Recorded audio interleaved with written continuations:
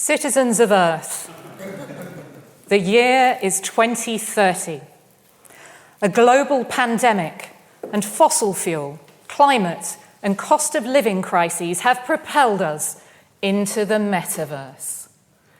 International travel is too expensive for anyone except the very wealthy, and the environmental cost is hard to justify. Businesses of all sizes no longer rent office space, and executives and statespeople conduct negotiations remotely, with few exceptions. A partnership between Meta and Microsoft, announced in 2022, created what is now the global market leader in workplace metaverses, and it is all but impossible to do business on other platforms. Families and friends spend time together in one of several virtual worlds where they can hug and kiss and be together as easily as they would offline. Reported levels of loneliness have fallen, and therapeutic use of technology is slowing the progress of dementia. Whether in leisure spaces or workplaces, more people have content delivered in line of sight than at their arm's length. People fall in love, have sex, have children in the metaverse. The only thing they can't do is eat in a way that gives them any kind of sustenance. Okay, confession time. This is just a prop, and I'm going to need to put my glasses back on so I can see all of you. It's a cyberpunk mock-up, and a very fun one, of what a heads-up data display could look like. But just as easily, I can turn it off. And you can see it is a dumb printed display. Those of us minded to find out what the metaverse is and on which technologies it depends might turn to Dr. Google. But when we search the web, we often see images like this, which owe more to science fiction than they do to science fact. And when we hear about the metaverse in the media, it tends to be in one of two contexts. Enthusiasts conjure a world in which the next iteration of information technology will revolutionize how we work and play, disrupt established economies, and challenge the dominance of big tech companies, all through the wearing of visors that look like they've come straight off the set of a Spielberg movie. Just as readily, this vision is shot down, its advocates ridiculed for their idealism or for not developing the required technology quickly enough. Unpacking exactly what the metaverse is made more difficult by the fact that the very term itself has its roots in science fiction. Now, it's generally agreed that it was the first coined by Neil Stephenson, the author, in his science fiction novel Snow Crash in 1992, and it denotes a digital world into which characters escape a dystopian near future. Conceiving of the internet as an environment one can enter physically and emotionally has become something of a trope to readers and cinema-goers alike, through novels such as William Gibson's Neuromancer, through Tron, through the Matrix franchise, and even Disney's Ralph Breaks the Internet. But even the fact that the word metaverse is a portmanteau, a composite of ancient Greek meta, meaning with, among, or beyond, and the English universe, makes for a concept that feels remote from people's understanding, that feels scientifically niche and incredible. But once we peel back the layers of hype and reaction, we see that the metaverse is in fact more of an umbrella term for features and technologies that are already in development and in some cases in mainstream use. The evolution of these technologies in such a way and at such a rate that they enable and accelerate each other and are able to converge seamlessly in connected environments is the story of how we may get from where we are now, as summed up in the Oxford English Dictionary's definition, a virtual reality space in which users can interact with a computer-generated environment and other users, to media theorist Matthew Ball's recent vision of a massively scaled and interoperable network of real-time rendered 3D virtual worlds that can be experienced synchronously and persistently by an effectively unlimited number of users with an individual sense of presence and with continuity of data such as identity, history, entitlements, objects, communications, and payments. And if we map those features to the infrastructure and IT required to make them a reality, we get something like this. And the fact is that all of these technologies are already in use. Anyone who has interacted with a chatbot is familiar with the concept of synthetic humans. Automated characters with human features populate online games and virtual worlds.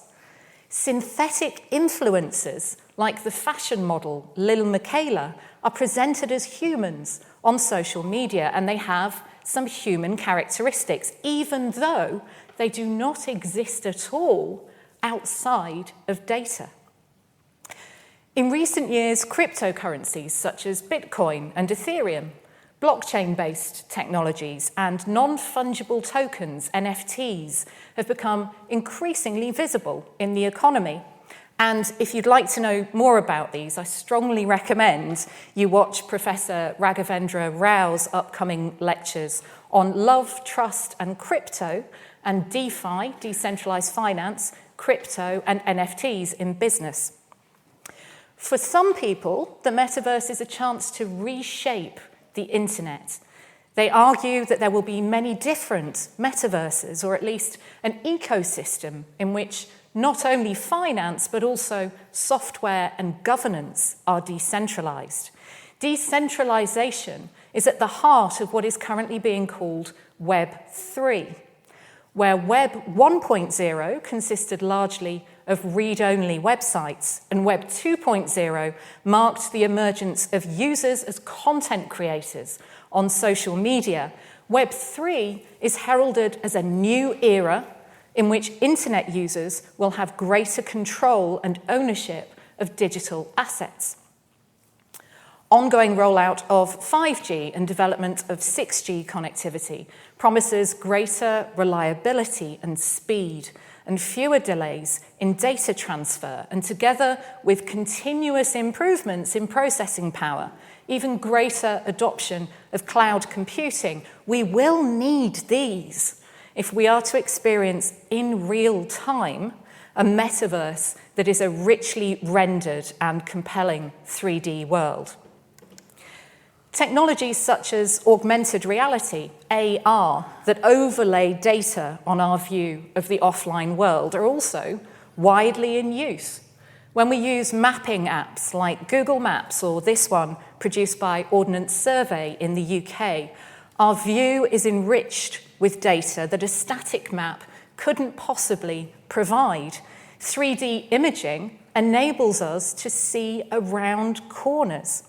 Data on vehicle congestion, public transport load, and pedestrian footfall privileges us with information that would not otherwise be visible until we had actually reached that location. And when we play games like Pokemon Go, AR turns our offline surroundings into a treasure hunt for virtual items. In fact, this data world can be so persuasive that we often risk neglecting offline hazards. And to that end, believe it or not, there's even a website that tracks all the deaths and injuries linked to Pokemon Go. A successful metaverse is envisaged as one that is immersive and in which we feel embodied. And we're going to explore the technologies in the top right of this map in some more detail. But first, let's probe the concept of presence a little further. Anyone who uses social media or dating apps or plays games online already feels that they are present in those environments to some extent. If you're a parent of a child who likes to inhabit Fortnite or Roblox, you may already feel that there are quite enough all-absorbing alternate realities. Virtual reality, VR, intensifies that experience by presenting an environment in 360 degrees. So, hands up in the audience, those of you who have tried on a virtual reality headset, a headset like that. Gosh, that's quite a few of you. You know, when I used to ask these questions a few years back, you'd have about 10 or 20%. So, this is good. This means you'll be able to answer my question. So I want you to think back to that time, the very first time that you tried on one of those headsets. Try and remember how it felt and what you did. I can pretty much guarantee that the very first thing you did when you put on that headset was this. Why? Because, of course, what you saw through the goggles made you feel as if you were spatially in that environment presented to you. Perhaps that was a fantasy-themed game, or you were running for your life from a Tyrannosaurus Rex. From a psychological perspective, presence is a feedback loop in which the feeling of really being there heightens your emotional experience of that given situation. And that heightened emotional experience, in turn, intensifies the feeling of really being there. There's an associated concept of co-presence, and this applies the same feedback loop to our interactions with others, intensifying our feelings of being there together. Again, a sense of online community is, of course, also nothing new, as members of Facebook groups and guilds in online games like World of Warcraft will testify. And it's nearly 20 years since inhabitants of Second Life started owning property, earning money, socializing, falling in love, having families, immersing themselves in the virtual world shown here. But our quest for immersion can be traced much further back, and arguably to the earliest works of human literature and art. Given our time constraints this evening, let's just go back a century or so.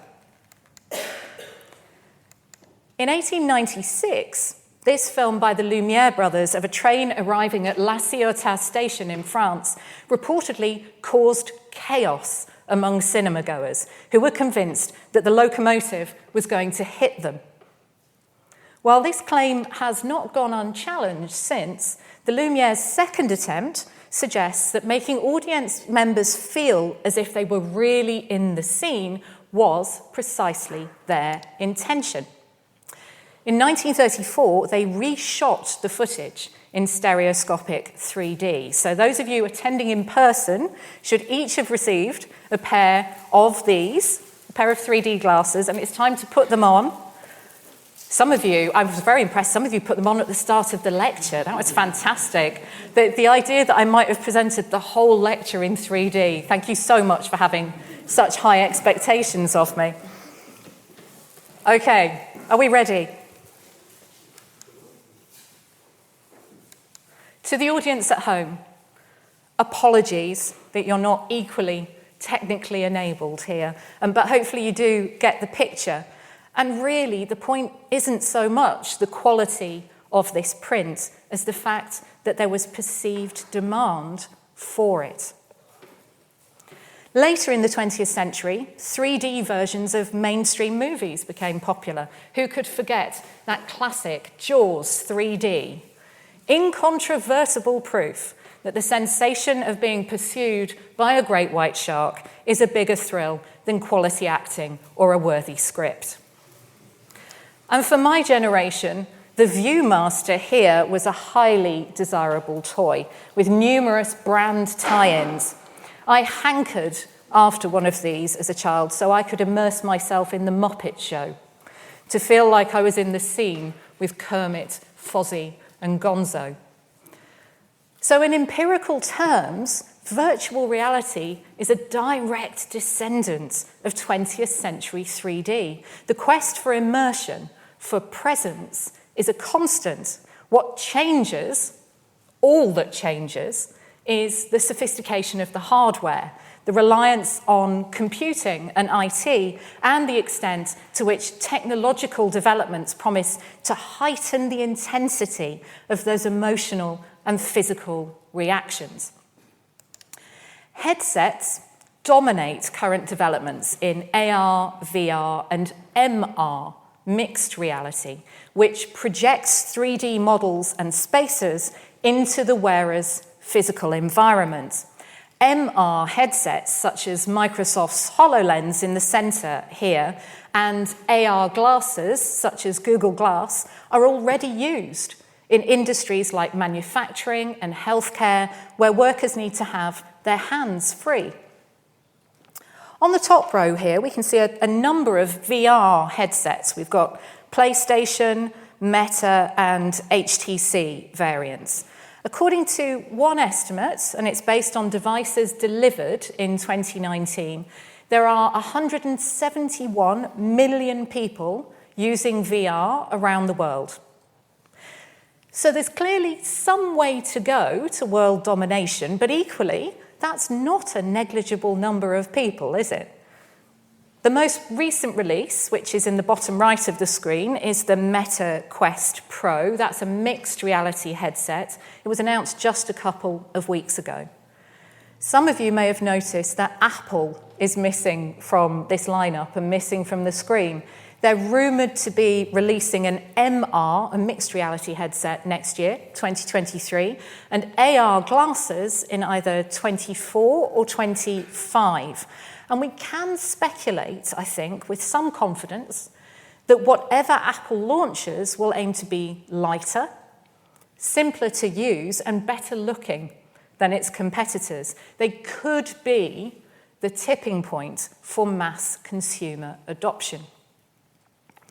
As well as creating a sense of presence through what the user can see and can hear, technology is in development that engages senses hitherto underused online. So at least one company is working on a device to emit fragrances in virtual worlds. Older members of the audience, you may remember the BBC's April Fool's joke in the 1960s when it claimed to have invented smell-o-vision. Such is the strength of the links between our senses that viewers called the BBC, convinced that they had smelled the onions and the coffee shown on screen. So in order for us to feel really, really there in a virtual environment, it is logical for us to try to engage all 5 of our senses. So then, what about taste? Well, researchers at the Meiji University in Tokyo have designed a lickable TV screen that mimics food flavours, such as chocolate and pizza. Staying around the mouth, researchers at Carnegie Mellon University in the US have invented a device that creates sensations on the lips, like kissing. Excellent. Brushing one's teeth. Okay. And the unequivocally horrific spiders. Yes, it is already possible to feel virtual spiders on your mouth, if you ever wanted to. Some of the most exciting developments are in this area of touch, haptic technology. Tactile sensors capture the movements of a user and feed vibrations or resistance back to them. And many of us actually routinely experience this without realizing it. So if you have an iPhone, the same setting that allows you to turn the sound of typing on the keyboard on and off also allows you to set the keyboard to vibrate when you touch it. That's haptics. Some game controllers incorporate vibrations that correspond to certain actions, such as firing a weapon, picking up an object, or steering a vehicle. Haptics promise to take us, though, far further than that. Several companies have patented designs for haptic gloves that allow the wearer to feel resistance and extension, as if they are really reaching out to touch something.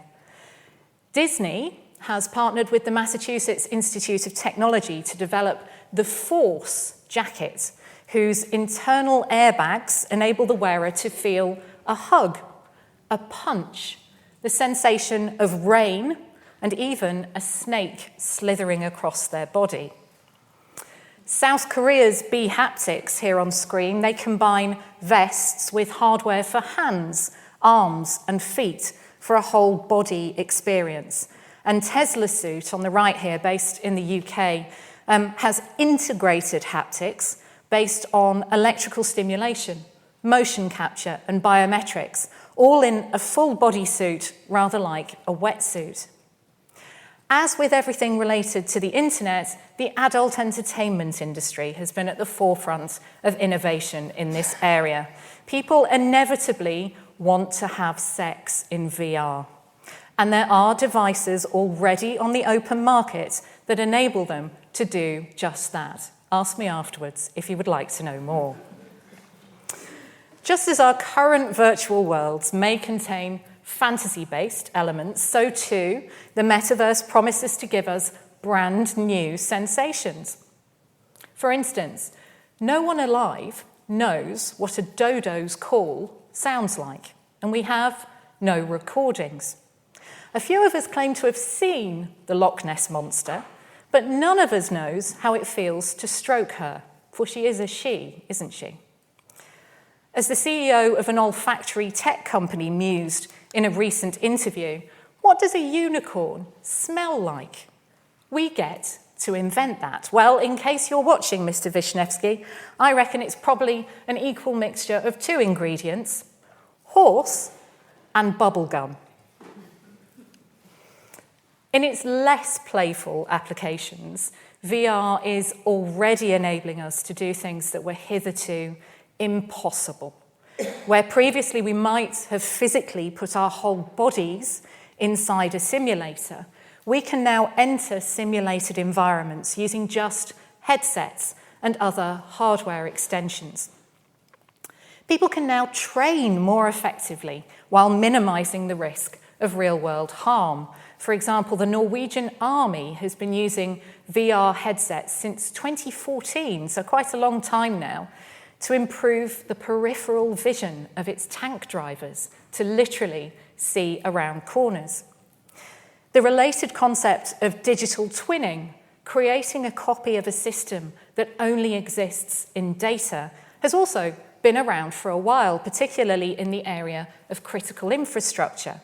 Testing the outcomes of a scenario or of environmental or process change helps to prevent planes crashing into each other or nuclear reactors going into meltdown.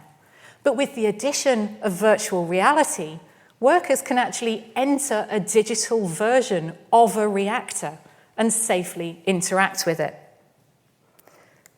We're also seeing already life-changing and life-saving applications in healthcare. And every time, it's quite distracting, this video, because every time I see it, I am absolutely gobsmacked by it. Earlier this year, the Gemini team at Great Ormond Street Hospital, led by Dr. Owasi Jilani, separated 3-year-old conjoined twins with fused skulls, intertwined brains, and shared blood vessels. 3D modelling here and use of VR enabled the team to perform a procedure previously thought impossible, with teams in London and Rio de Janeiro trialling techniques and practicing the procedure in the same virtual room. I'm getting goosebumps talking about this because it is nothing short of amazing. I am brimming over with admiration. Imagine having the courage to perform a procedure like this, however much you'd practiced. This is absolutely, it's kind of, I'm gobsmacked, as I say, every time I see this video. We're also beginning to see the results of therapeutic use of VR in primary care. The benefits for psychological therapy don't only extend to being able to reach more people more often. Successful trials of its use to treat conditions such as agoraphobia, to combat social isolation among the elderly, and to help dementia patients recall past memories, all promise that immersive environments will bring improvements to our health and to our well-being. And that ability to generate a feeling of presence means that VR is also a powerful technology for generating empathy. This is Clouds over Sidra. It was co-produced by the United Nations, and it's one of several immersive experiences that allow the viewer to see life from the perspective of a refugee. In 2015, members of the UN General Assembly, nearly 200 of them, were given cardboard headsets to experience 12-year-old Sidra's life in the Zatari refugee camp in Jordan. In the UK, the Alzheimer's Society has released A Walk Through Dementia, and that's a series of short VR movies that puts all of us in the shoes of someone who is suffering from the syndrome in everyday environments such as the home, the supermarket, and on the street.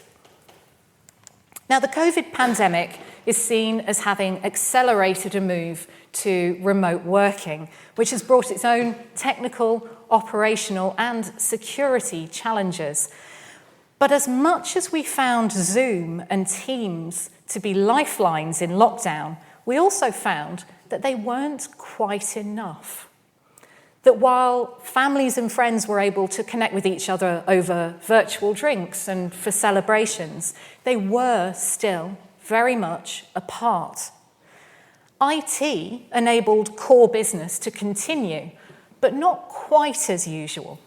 Organisations of all types and sizes missed opportunities to collaborate outside meetings and for the creativity and the camaraderie that comes through happenstance, what has come to be known in business as the water cooler moment. Trust is also difficult to build remotely, and this is something that diplomats and politicians really struggled with during the pandemic.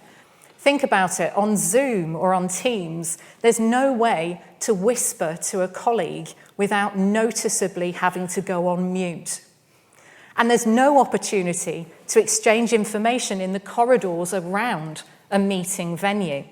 But in the metaverse, so the thinking goes, we will be able to create different spaces with different levels of access and privacy that take us beyond heads in boxes. Now, in my research, I get to imagine how people might use technology in the future, and I get to identify potential benefits, but also potential risks. The intention in doing that isn't so much to make specific predictions within a specific time frame. That's fraught with danger because so many different factors can be difficult to foresee. But by considering how metaverse technologies might be used and, indeed, misused in all of these aspects of society and more by, for instance, 2030, we can consider the steps that take us there and any potential barriers to it. Hardware that people want to use and be seen using will certainly be a key driver for mass adoption of metaverse technologies. But so will having identities or avatars that reflect how people want to be seen in virtual worlds. If there are different metaverses, they will need to be interoperable and our identities portable so that we can have similar avatars in different worlds, the same designer outfit, the same branded trainers. And that sophistication seems quite far away when what the major platforms promise us right now is something rather like this. particularly in our workplace metaverses, we'll probably want more lifelike avatars. What about if we all had something like this? This pleases me greatly to look at this video, I can't tell you. I was saying to some of the folks earlier, it's a little bit like the first time you hear yourself in a voicemail or an answer phone message and you think, gosh, do I really sound like that? You can imagine when you see something like this for the first time, my first thought was, gosh, is that what I look like? Is that what I look like from the back? But it is, I think, I don't know about you, I think it's slightly more realistic, isn't it? It's the kind of identity that I could take into an immersive board meeting or to deliver a lecture in the metaverse and be recognisably me with sufficient proof of ownership, a non-fungible token, for example, recorded on a blockchain ledger, perhaps. I could potentially use it to access government services, healthcare, do paid work. Now, I should say this is a 3D scan of my entire body produced by professionals who normally do this for the movie industry. And to be honest, I do find it rather jaw-dropping to look at, so much so that I'm going to play it again because I can. Companies like BGA here have started scanning people, animals, and objects into virtual worlds. And it was, I have to say, it was hugely exciting to see how they do this. But it is also, as you can tell, quite unforgiving. It's a rendering of exactly how I looked when the data was captured. On that day, I was slightly concerned. I was slightly concerned, firstly, about whether it would pick up the bags under my eyes. I was also quite concerned that they had 6 projectors, and I did wonder whether those 6 projectors would add £10 or £60. Now, people already touch up their appearance with filters on social media. So it's entirely plausible, isn't it, that they will want to do so in the metaverse. And the acceptable thresholds for that, how idealized or unlike myself my avatar is permitted to be, are yet to be set. If levels of trust are to some extent determined by one's being identifiable and recognizable as oneself, we may need to review our indicators for fakery. An avatar this compelling also has a value beyond its purchase price, not because I'm anyone special, but because it provides access to other spaces and services in my name. Unauthorized access to a meeting, what's become known as Zoom bombing in recent years, in the metaverse may be more akin to housebreaking or conning your way into an office. Hacking of realistic avatars is likely to be of interest to criminals, particularly where they may be linked to privileged access to workspaces, to property and money, or where impersonating someone else could be an advantage. Think of it as turbocharging the identity theft we already see. Now, I have all of these online identities already, and broadly what we can say about them is that they're either photoreal or a bit cartoonish. But they're all equally me, as far as I'm concerned.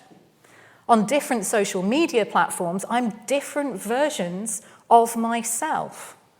This then prompts the question of what authenticity might mean in the metaverse. Should we demand that people in immersive virtual worlds look exactly like their offline selves? Would that requirement extend to, for example, not presenting as a different gender, or to using a wheelchair online if you do offline? The more the metaverse is centralized, the greater the likelihood that we will be required to have a single or a dominant identity. Conversely, if there are to be many metaverses, we will be able to have many different identities and avatars, but we might not be able to transfer these as easily. Now, the metaverse that Neil Stephenson depicted in Snow Crash certainly does give the user the possibility to be someone completely different. And he writes of the main character, who arguably has the best name ever of a main character in fiction. When you live in a slime hole, there's always the metaverse. And in the metaverse, hero protagonist is a warrior prince. Now, virtual worlds already provide us with an escape from real life. Just as they enable us to do different things, so they give us an opportunity to look different, to be someone different. In massively multiplayer games, I can be a World War II infantryman. I can be a penguin. I can be an orc if I want to. A metaverse which is not only more compelling and interesting, but also potentially more empowering than life offline, is not something we should dismiss as frivolous. Many people have found themselves able to do things in virtual worlds that they simply can't otherwise. People with health conditions or impairments that prevent them from participating in sports as fully as they would like are able to become esports champions. People who suffer from anxiety have found ways to socialize that feel more manageable for them. Virtual worlds are levelers insofar as they can alter conventional measures of attainment and success. People with limited mobility can walk, run, fly unimpeded.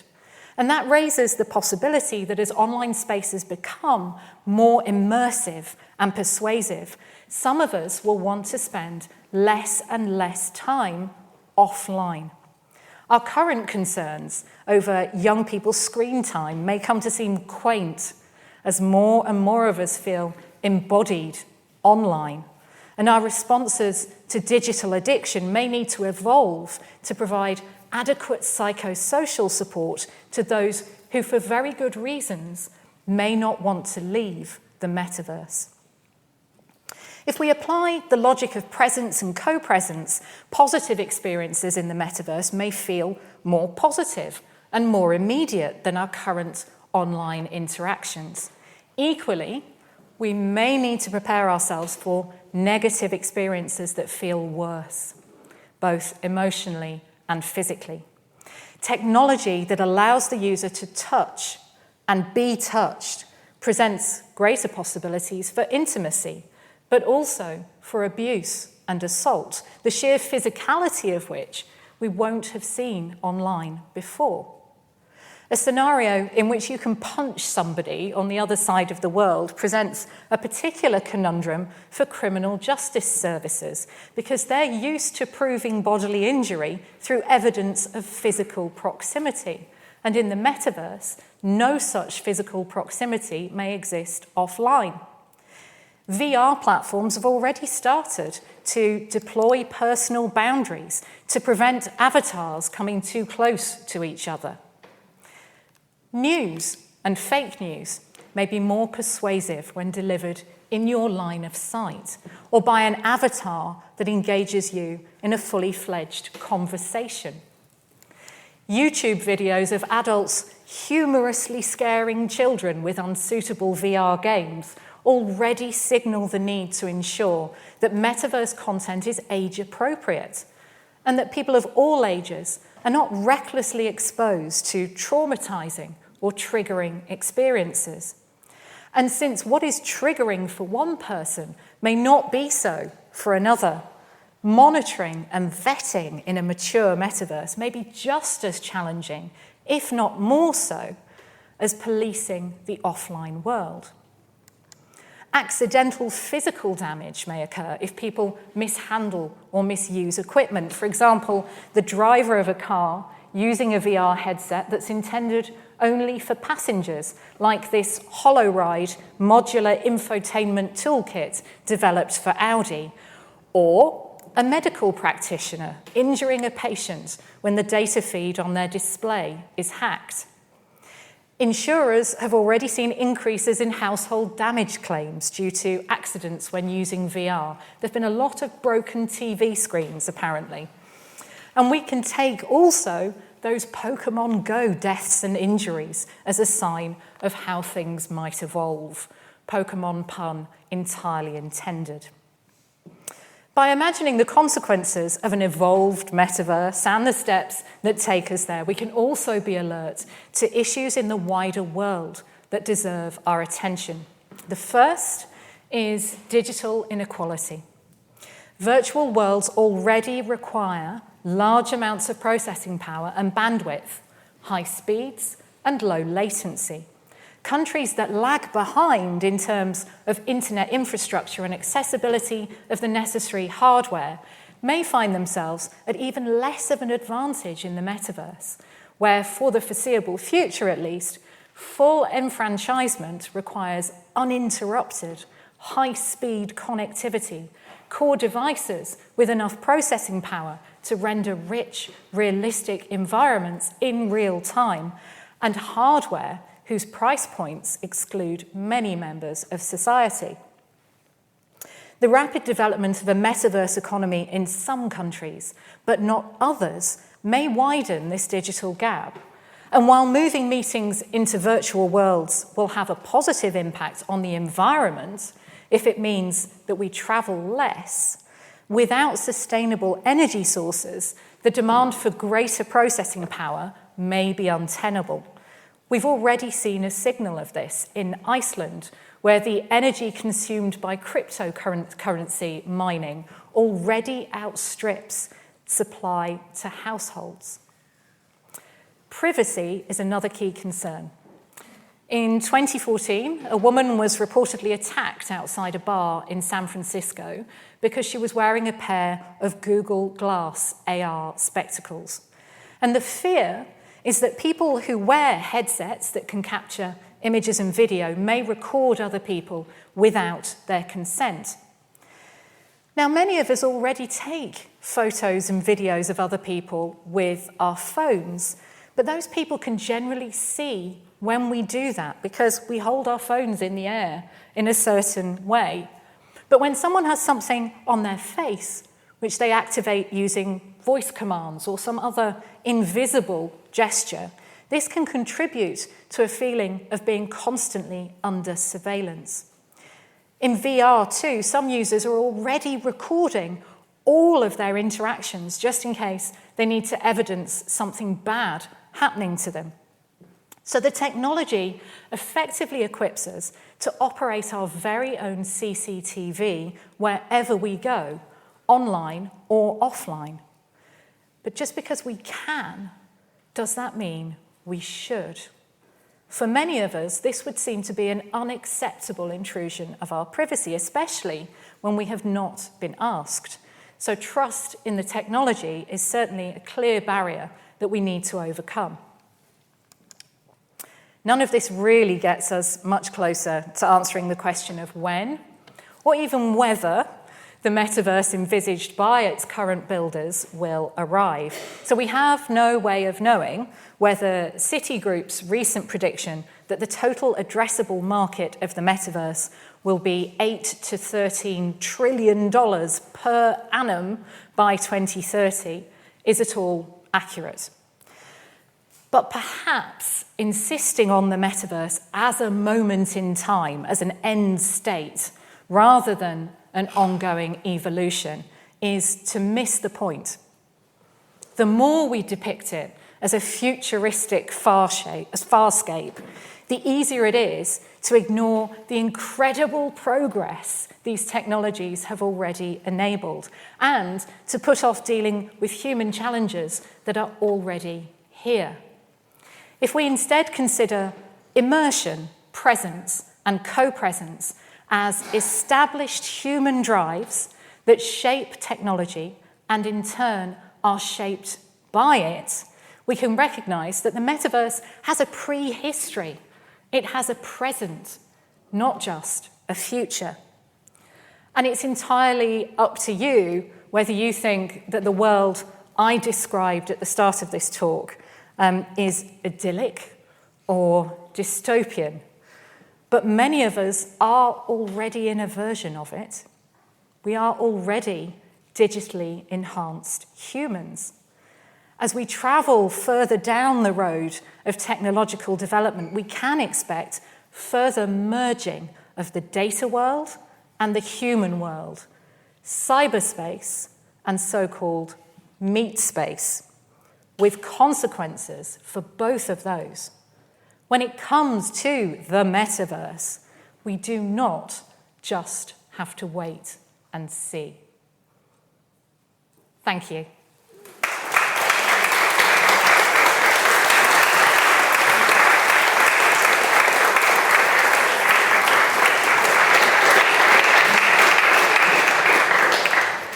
Thank you very much. Actually, Victoria is not here, but her avatar has done awfully well tonight, I think. We did think about how we could make it more immersive, but it seemed that the wood panelling wasn't very well suited to projection, so... Thank you. I worked with Oasis Jelani, who made the twin video, and I couldn't have done my job without early VR to manipulate the images of the heart that we do to do cardiac surgery. It is here in my world. To be honest with you, when you put me in touch with that team, I couldn't stop watching that clip.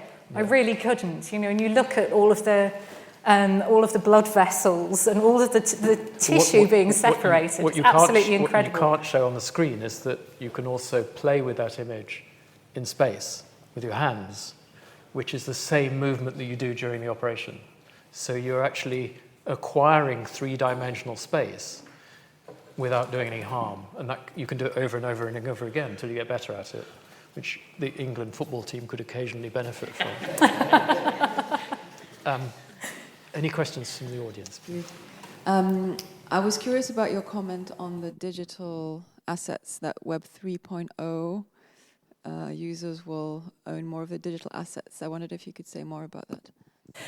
Yeah, so if we use the analogy, I've used the example of a designer outfit. I'm not suggesting, I'm not sure I would buy a designer outfit in the metaverse, but if you have a particular way that you want to look, so I presented that scan of myself.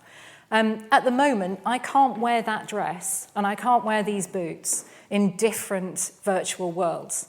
So I have to recreate myself.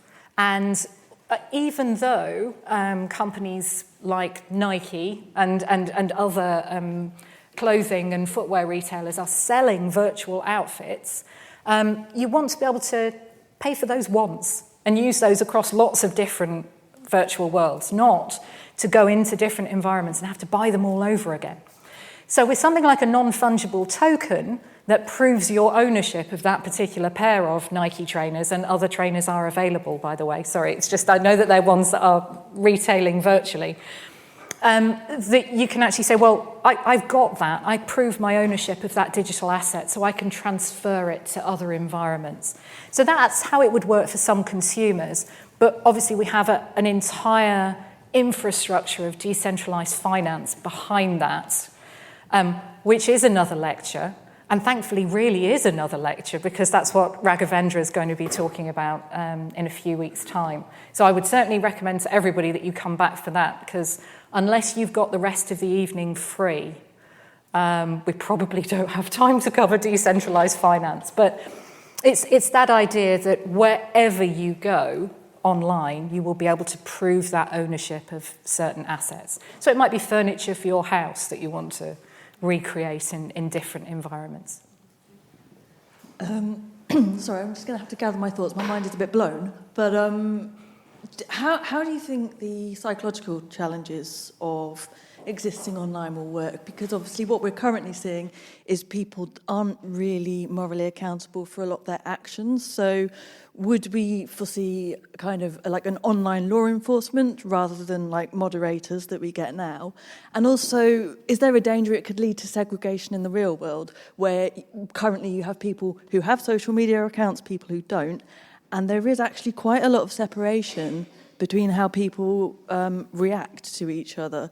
So could we potentially have a situation where there's people living in the real world and then people living in the virtual world, and they kind of become two distinct societies. Have you considered becoming a futurist?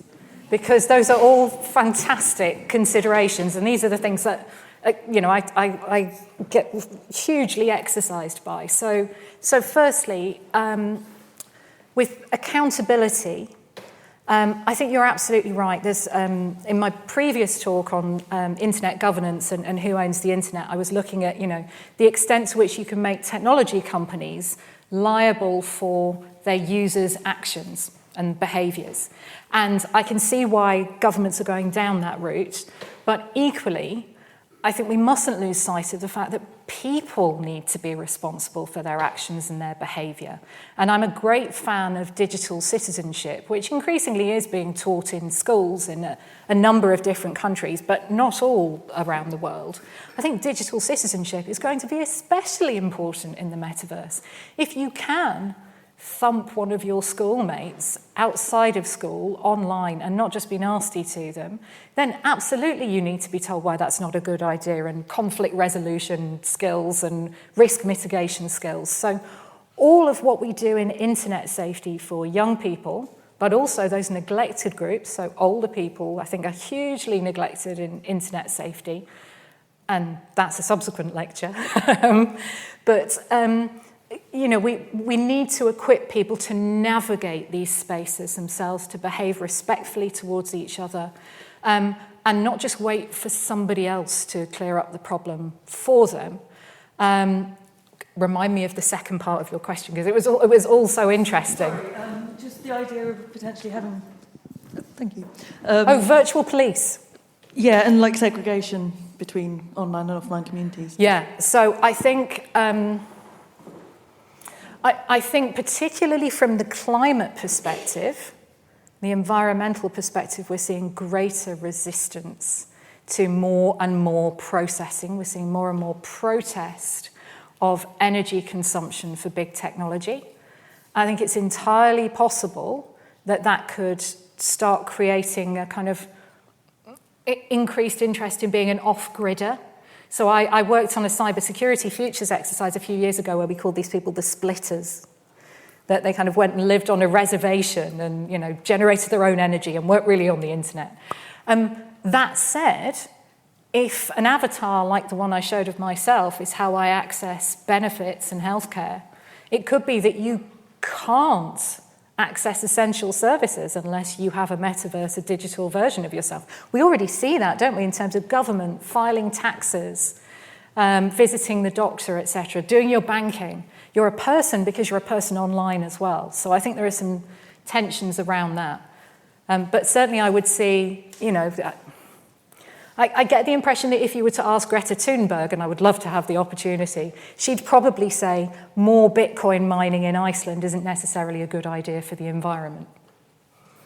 I'm going to take one question from the cyberspace. Why not? Yes, please.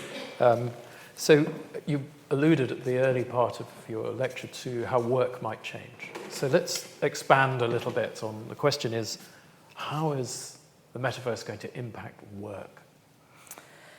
Gosh, so I think you'll be unsurprised to hear that I see metaverse workplaces as really just an extension of what we've got, but turbocharged, souped up. So you can already see where it's headed, because I don't know if, for those of you who use Microsoft Teams, you'll have seen that there's an option where you can put people in a row like they're sat in the cinema. Like they're at an all-hands team meeting. So there's this idea that we'll create different rooms in which you could meet more informally, or you could actually have a metaverse version of the kitchen where you could be making a cup of tea together. I mean, you're not going to get that lovely taste. Well, you might do. The lovely taste of tea rather than spiders in your mouth while you're having that kitchen moment. But the idea that you'll be able to collaborate in lots of different ways. And already we've had some workplace IT solutions that have tried to do that. So we've had Meta's Workplace, which is that idea that you collaborate live time. And really that's what SharePoint and products like that are getting at.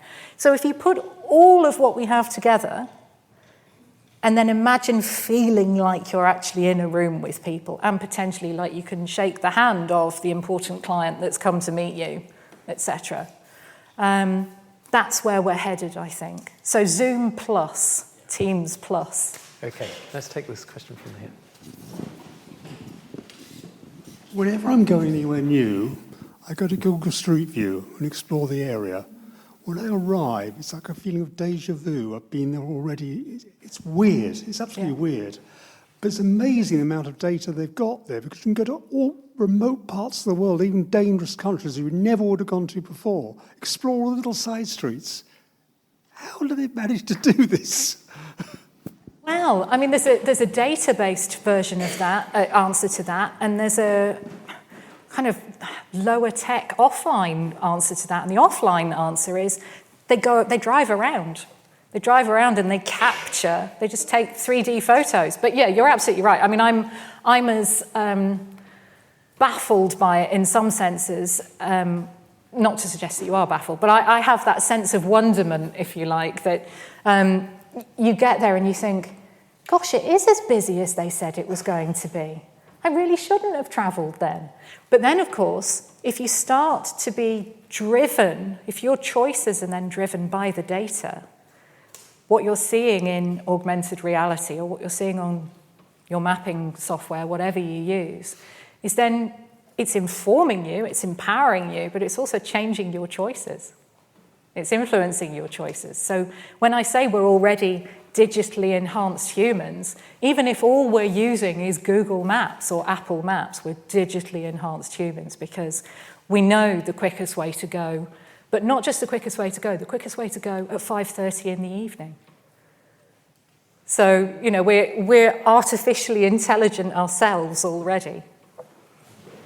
Do you think there's an interesting question about the perception of reality? So if those of you have watched today's events on the paper, you see crowds of people with their cameras up, not remembering in their head. They spend ages looking through the lens at something which is a structured memory, not the memory one used to get from just wandering around, soaking it all up and then talking about it with your friends afterwards. If you then superimpose what is currently a modified reality on that, what does memory become? What is the structure of what we recall? That's a very good question, Martin, and I suggest that you come back to my lecture on fighting fake news. Because, so I think memory is super fascinating in this space because we don't really need to have our own memories anymore, do we? And what I know from a law enforcement background and from people investigating crimes, taking witness statements, etc., is that people's memory is fallible. A device's memory isn't in quite the same way. It is fallible in some senses, but it's not inherently fallible in the way that a human memory is. We have to come back for Leslie Thomas's lectures on. Well, I know, but equally, I watch with interest. I have younger siblings. And obviously I work a lot with young people, and they will sometimes say to me that they're making memories by taking photos. I'm making memories. I don't need to make memories, I have memories. But equally, that idea that if you hadn't taken a photo of it, it didn't really happen. Yeah. You had a slide up there, and you had seemed to have all different, sort of human activity. But I noticed you had military and law was missing. But obviously, military and soldiering and warfare is all throughout human history. It's been a feature of human history. So I mean. So how about sort of militaries and governments and law enforcement using the metaverse, either inside the metaverse or using the metaverse, to do their activities in the real world? You're Absolutely right. And actually, when I was putting this presentation together, that's a mind map that I produced for some cybersecurity scenarios that we did for 2030. And because we were coming at it from the perspective of security and law enforcement and law and order and governance, that was kind of underneath all of those different activities, but wasn't listed as a separate one. But actually, when I came back to that for this presentation, I thought, oh, I haven't got military in there. I haven't got law enforcement in there. But so well spotted in the first place, but also it's something that law enforcement have been doing for a really long time. So we had, the FBI and other law enforcement agencies setting up police stations in Second Life nearly 20 years ago. They weren't particularly successful, but that idea that the police, that governments had to be in those virtual worlds has been around for quite a long time, yeah. Victoria, thank you very much for a wonderful lecture. Victoria Baines. Thank you.